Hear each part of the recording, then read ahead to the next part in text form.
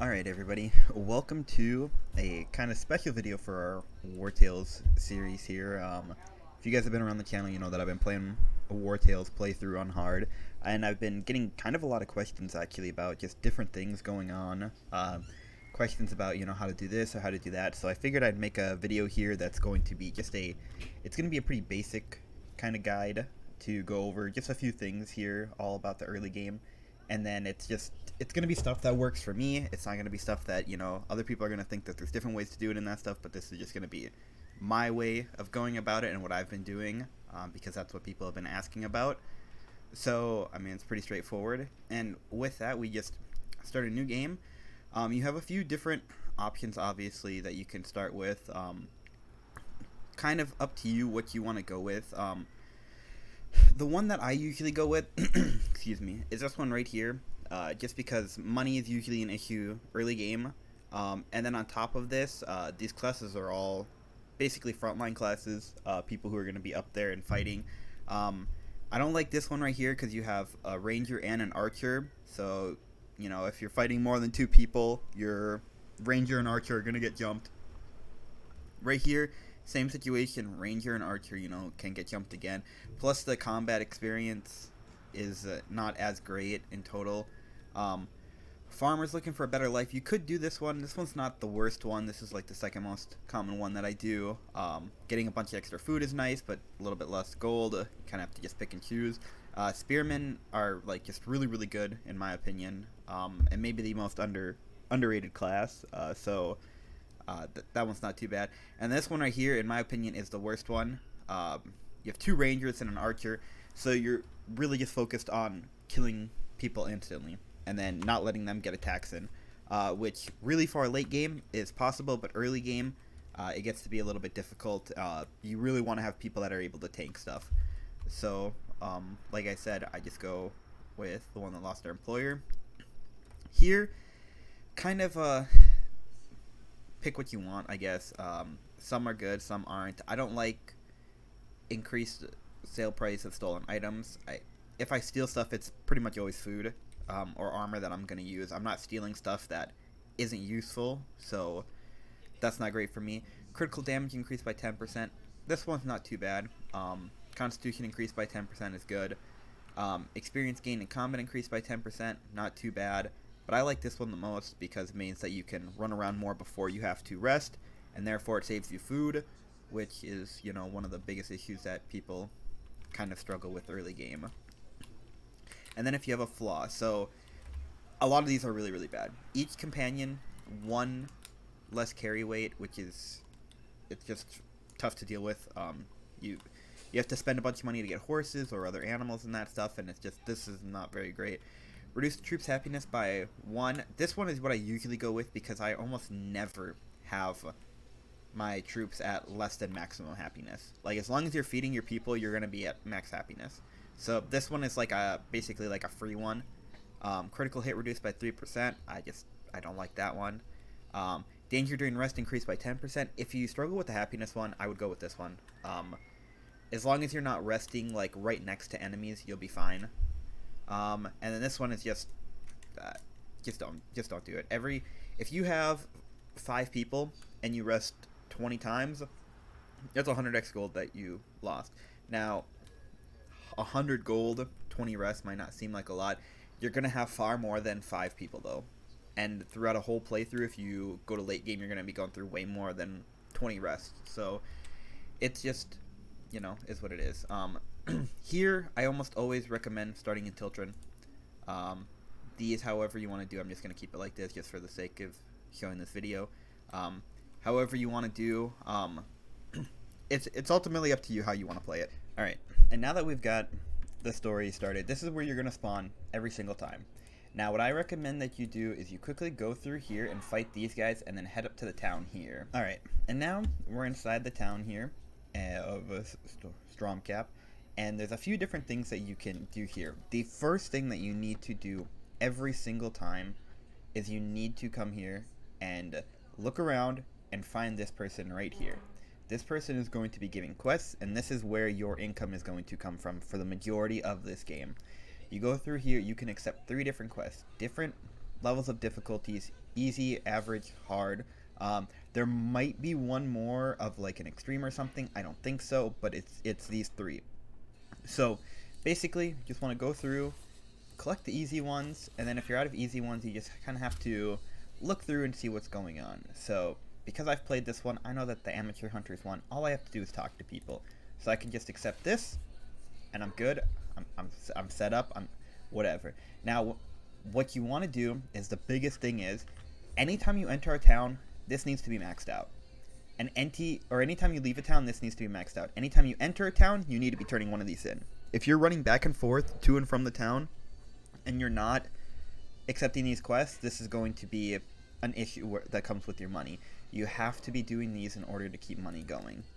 Now, another thing to help with money issues is you come here to the forge, and instead of using your raw materials, now if you're far away, use your raw materials, repair your gear. However, if you're nearby town, come here and repair, because I'm pretty sure it costs 1 to 2 gold less to have him repair instead of using your raw materials. Depending on the amount and the damage and so on and so forth, it changes in that stuff, but it's usually cheaper to have this guy repair your gear. And now, the same thing, you could argue the same thing about the apothecary here and having them heal. I'm pretty sure it's 20 gold for each person that you have to heal. Now, if you're picking up flowers while you're out and about, both the purple and the blue ones, purple in the plains and blue ones in the snow, you can make these. Super easy. You're set, whatever. Shouldn't have to worry about that too much at all. Again, just collect what you see and you should be fine. Another thing that you can kind of do with money is, this one is, I recommend this one further down the list. Don't make this be your first choice. But what you can do is you can craft. So, as you can see here, we only have a few different things that we can craft, because we don't have enough knowledge points or anything like that, and we don't have the resources for it. But I recommend crafting these if you're struggling with gear, as it's basically free. You just have to find the resources, which again are in the wild and they always respawn. So I recommend crafting this stuff, and if you're ever to a point where you feel like you're really low on money, you can craft one of these. Try to get it to a higher quality just by crafting it properly, and then going and selling to this guy right here. It's not going to give you a crazy amount of gold. It's a little bit of a more unreliable way just because of the amount of resources it takes, but it can get you gold. On top of that, what you can do, and what a lot of people do, is they will go to their camp here, they will pick somebody to be the tinkerer, put your tinkerer here, you go craft, and people like to craft lockpicks. So you just craft a couple lockpicks, go through, go back to town, talk to this guy right here, or you talk to anybody actually, and then sell them, because you get 5 gold for them. So again, it's not a super reliable way, but if you are down really bad, obviously you can do that. The other thing is I should have sold this too. I don't have a ranger, and I don't like the poison dagger too much, so I could sell this and I'd get 20 extra gold and I would be set. So crafting is going to become a huge part of what you are working with, and it is good for you to realize it sooner rather than later. It's going to help you out a lot. Your troops aren't always going to be able to fight with the rags and the barrel lid and rusty weapons.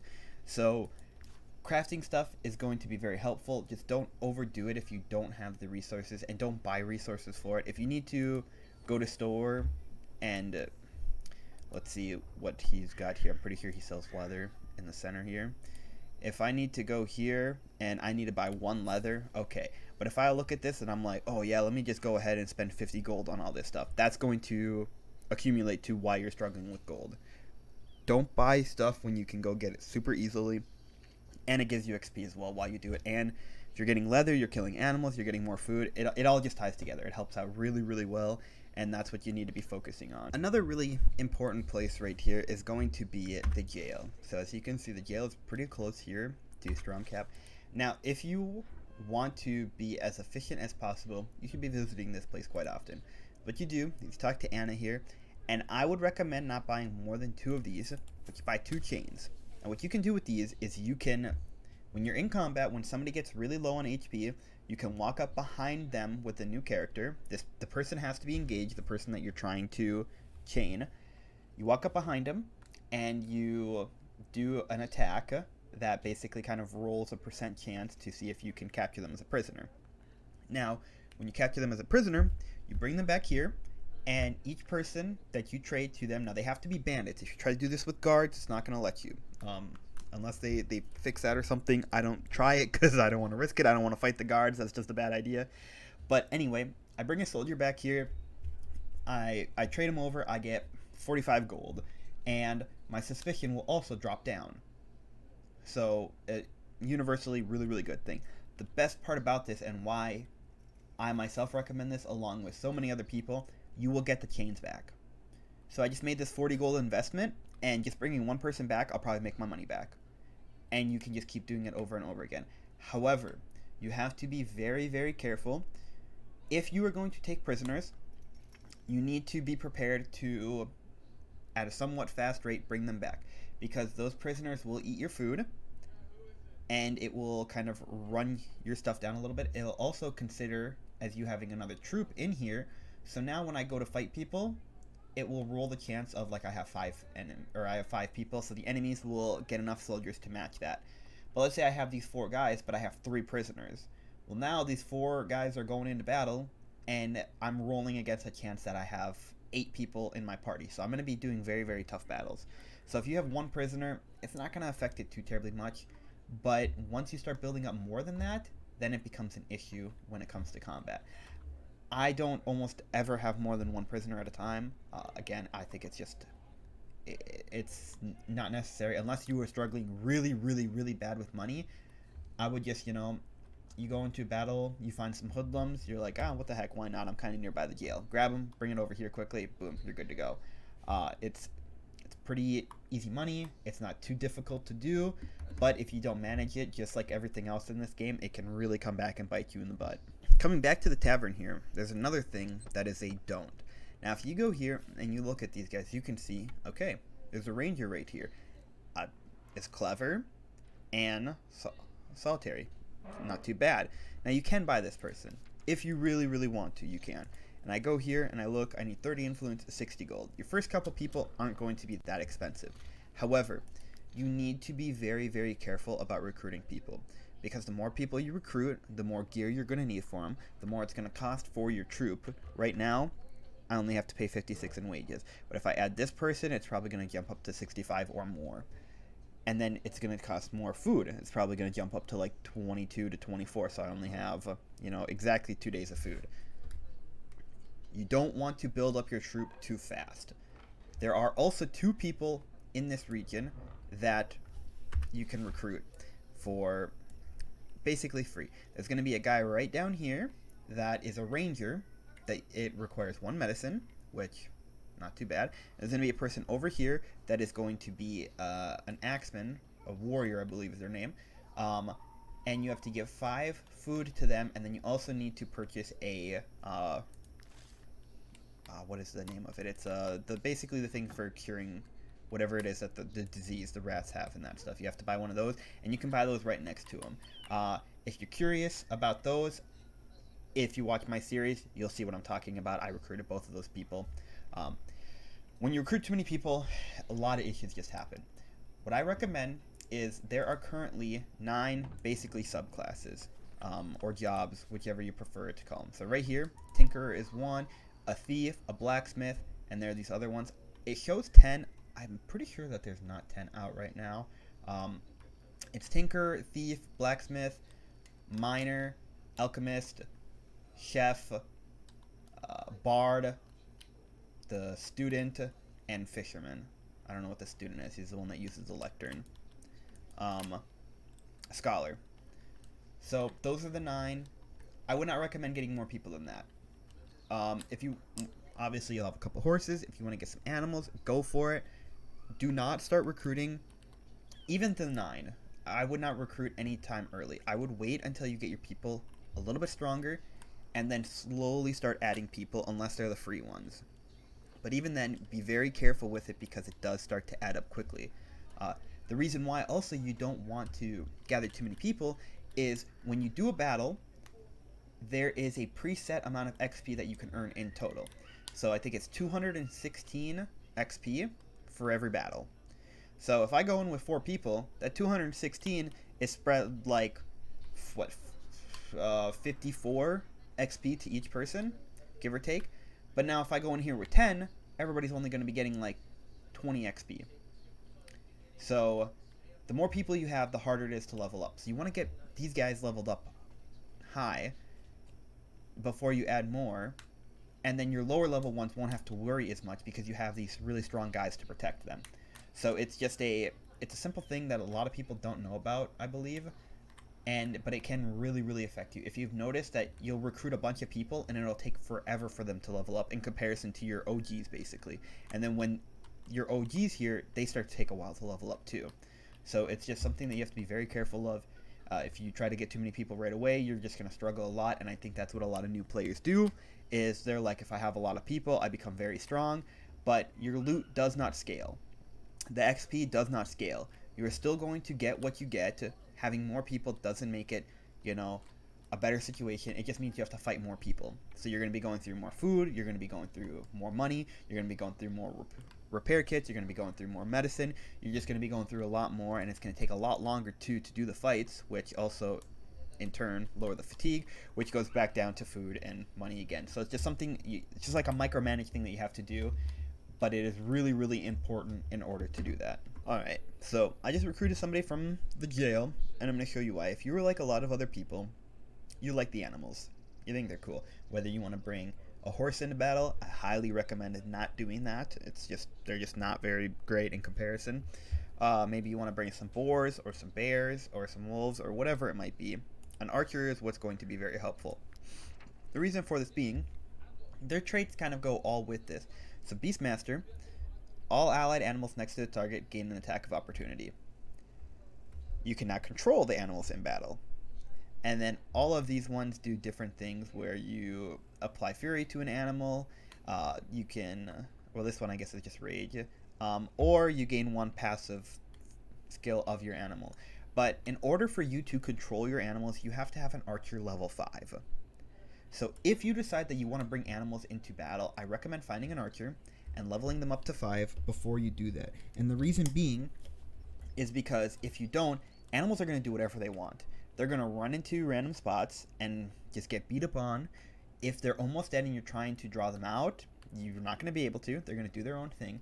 And on top of that, animals take up more space, more tiles on the battlefield than any other animal or any other person. So where you have 2 people set up holding a spot, a boar might go in there and block it and make it so you can't get any attacks in. And the boar just stands there until it dies. So I've had that happen before. It's unbelievably frustrating. So animals are kind of a late game thing in my opinion. If you want to go and grab them, obviously you're more than welcome to. It's your playthrough. But if you want my advice on it, get an archer, level them up, and then bring animals in. In my playthrough, I am currently, what you see on the channel isn't as far. I've got some pre-recorded ones. I am currently on like episode 18, and I am currently now just working on an animal situation, trying to decide what I want. I'm done with Tiltrin. Vertruse, I'm almost finished. I'm going to be going up to Gothenburg here in the next couple episodes, and I still don't even have an animal yet to fight with, just because I've been waiting for this archer thing to happen. So it's something that you have to, again, another thing, if you don't manage it properly, it's going to become an issue. It's kind of the theme of this game, is you have to be very careful with everything. So, again, the only advice that I can give you, if you want animals, get Bean and all, level her up, and then control your animals instead of letting them run wild. Another thing that's going to help with both food and money is stealing. Now, if you look up here, the top shows you everything. You have your money, you have how much food you have your valor points, your influence, your happiness, your knowledge points, your troop. This is basically the campaign progression, and then right here the suspicion. Now, people don't realize that this is basically a currency of its own as well. Now, if I go here, I see, okay, he's got 20 things of salt. Now, I could just buy it for 40 gold, right? I mean, 40 gold is 40 gold, right? It's great, but it's, most of the time shouldn't make or break you. But if you're kind of struggling with that, you steal. Pick somebody to have a thief. Don't make your swordsman a thief, but if that is the case, steal. And now I'm at 56. Now, if I go directly on top of the guards, they're going to be like, okay, what's going on? But overall, they shouldn't worry about me. What you want to do is you want to keep this at 80 as much as you can, in my opinion. You can go higher, you can go lower, you can do what you want. But one thing that I learned the hard way with this game is if you're trying to be the quote-unquote good guy and you don't want to steal from people, it's going to be tough. Okay? Stealing is literally a part of this game. You have to be with it. Right here, I just got 20 extra things of food that I can cook. Along with that, what you should be cooking is you should be cooking pork and wolf sausages. Now, if we go in here to our knowledge, we can't learn it yet. We just started. But those are the two things you should be cooking. A lot of people cook a lot of bread. It's just not worth it. If you have the grain, great. But do not focus on that. Kill wolves, kill boars. They are everywhere. That is going to give you a bunch of XP. It's going to give you an unbelievable amount of food. If you like to tame animals, you can do it that way. You're going to get leather, which is going to help you craft stuff. It is just the way to go. If you're struggling with food, you need to be hunting pigs, and you need to be hunting wolves, and you need to be doing it anytime you see them. It is going to help you tremendously. Okay, and right now we are currently in the stables, kind of next to where we spawn, where you can buy horses from. And this is something that I just wanted to point out. One of the most broken things in this game, from level 1 all the way to absolute end game, when you have everything, your squad is completely filled out, you're ready to go, is going to be stealing. Now, sometimes you find items that really, fish oil and mosquito stuff, it's not really worth. So, not too focused on it. But you can look around, and right here, I can inspect. There's some grain. You know what? I've got salt. I would like to take this grain. Now, it's going to be 30 to 45. I can go ahead and steal that. Okay, kind of in the threshold that I want. And now I'm able to make 6 bread, and in total, this costs me no money. Stealing is, as I stated already, one of the most important things in this game. And if you play without a thief, you are really, really, really hindering yourself. So I highly recommend to use a thief.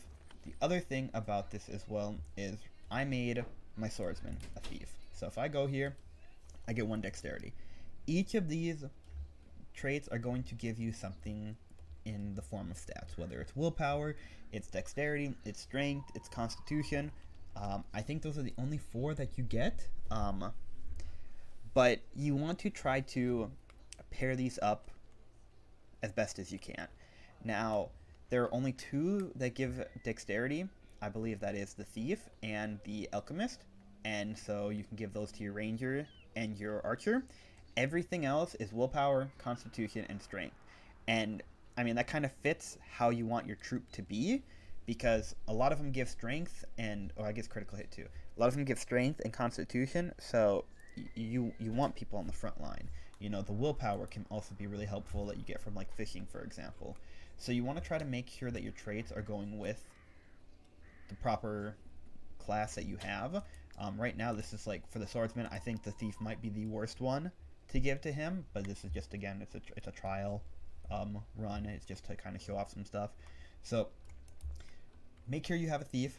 Now, I know I stated that in the beginning you don't want to start with an archer or a ranger. So, it's like, okay, well, what am I supposed to do when it comes to stealing? Again, there is a person very, very close nearby. If I go here to the map, they're right here. You just walk down this road, there's a house, you walk up to him, you give him medicine, and he'll join you. Very, very simple, very straightforward, super easy to get. You have a ranger now, you can steal stuff, you're perfect, you're good to go, whatever you gotta do. But playing without any, not just the thief, but playing without any of these classes really puts you at a hindrance, and it's going to be why you struggle in the early game if you are struggling. Now, another kind of important thing that a lot of people don't focus on is your movement. So, what you want to do is you have a few different things. Run, you move faster, however, it does drain your fatigue a little bit more. This one right here, movement speed is increased by 5%. I get this one early on because then it gives this one. Movement speed on roads increased by 20%. When you're on roads, you move a little bit faster, and on top of that, you are normally safer. When you're running through the woods and that stuff, there's going to be all sorts of animals or bandits or whatever, but when you're on the road, they're usually pretty clear. You can see what's going on everywhere for a long distance too. Like I can see really, really far, but right here, I can't even see what's going on right in here, but I can see all the way over to the town. So if you are trying to, whether move somewhere fast, trying not to get into conflict, whatever it might be, I highly recommend staying on the roads. It's going to be your safest place. It's also going to be the fastest way to get from point A to point B. Now, aside from all of that, there's just a few things that are kind of basic.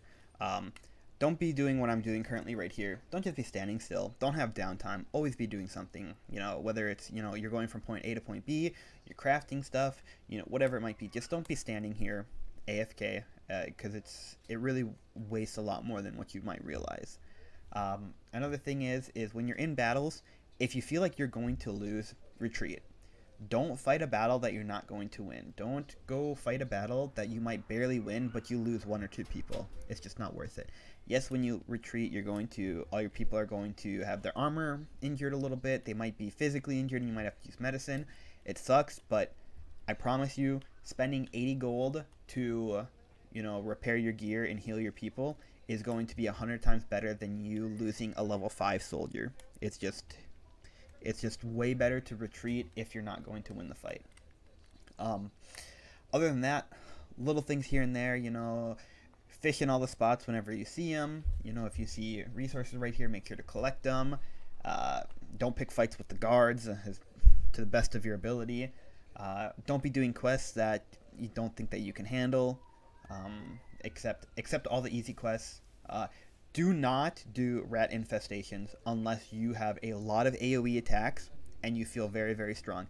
Rat infestations are a nightmare. Again, on my playthrough that I'm almost 20 episodes in, I have not even attempted one yet. They are difficult to do. You can go in, you can clean it out in 3 turns, but you're not going to get any of the good resources that you can get from it, and it won't respawn. So they are a limited resource on the map, so if you're going to go to a rat infestation, you need to clear it out entirely or you're going to miss out on a lot. So those are just kind of the tips that I have. Again, there's nothing crazy detailed. I'm not going to go on for 2 hours covering a bunch of stuff. Just covering some basic stuff, things that I've been getting asked through my playthrough so far, just to try to help. It's mostly centered towards new players to this game or genre, as well as people who are just kind of struggling a little bit. But if you have any other questions, make sure to comment down below and let me know. I will answer any questions that anybody has. And if you feel like you enjoyed this guide, but you want something more in-depth, I'm willing to do an advanced guide kind of, and talk about stuff more, get some numbers going and things like that, and explain stuff a little bit more in detail if you guys want. So if you guys want that, make sure to like the video and then let me know in the comments below that you want a kind of more advanced guide, and then that's something that I can work on. But outside of that, guys, I appreciate everybody for watching the video. I hope this helps at least a little bit. It might, a lot of this stuff you might know, but hopefully there's at least somebody out there that gets a little bit of info from this. But until then, guys, I will see you in the next video.